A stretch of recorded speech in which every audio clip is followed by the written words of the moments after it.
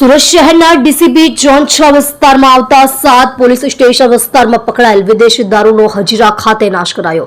નાયબ police commissioner zone 6 વિસ્તારમાં આવેલ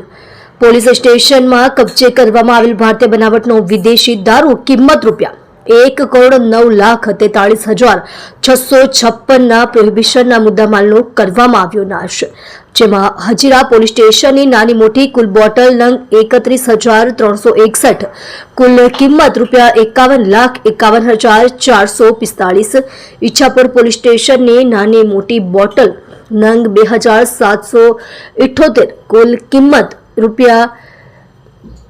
2,97,934, ડુમસ પોલીસ સ્ટેશનની નાની મોટી કુલ બોટલ નંગ 490, કિંમત રૂપિયા 50,663, ડ્રીમ સિટી પોલીસ સ્ટેશનની નાની મોટી કુલ બોટલ નંગ 16,020, કુલ કિંમત રૂપિયા 32,42,918, ભેસ્તાન પોલીસ સ્ટેશનની નાની મોટી કુલ બોટલ નંગ 1,356, કુલ કિંમત રૂપિયા 2,48,250, સચિન પોલીસ સ્ટેશનની નાની મોટી કુલ બોટલ નંગ 7,156, કુલ કિંમત રૂપિયા 12,21,578, સચિન JDC પોલીસ સ્ટેશનની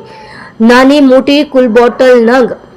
3,962, કુલ કિંમત રૂપિયા 7,30,869 મળી કુલ